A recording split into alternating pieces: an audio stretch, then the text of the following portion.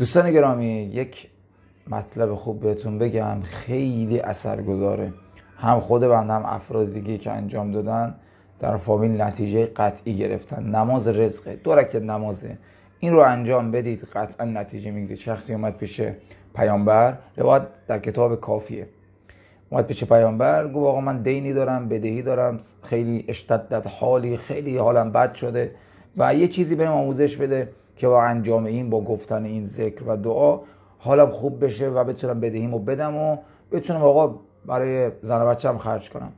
فرمودن که وضو بگیر، اسباغ کن، یعنی خوب وضو بگیر، کامل 2 رکعت نماز بخون مثل نماز صبح و فقط بعد از اتمام این 2 رکعت نماز این ذکر رو بگو. کدوم ذکر؟ این ذکر رو: یا ماجد یا واحد یا کریم اتوجه الیک بمحمد نبیک نبی الرحمه یا محمد یا رسول الله انی اتوجه بک الی الله ربک و رب کل شیء ان تصلی علی محمد و علی اهل بیته واسألک نفحة من نفحاتک و فتحا یسیرا و رزقا واسعا علم به شعثی و اقضی به دینی و استعین به علی عیالی.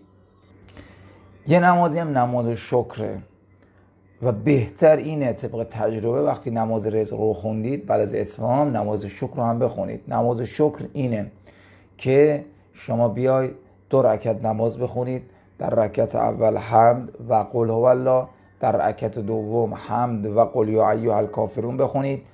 در رکعت اول بعد در رکوع و در سجده 2 تا سجده این ذکر رو بگید: الحمدلله شکرا شکرا و حمدا.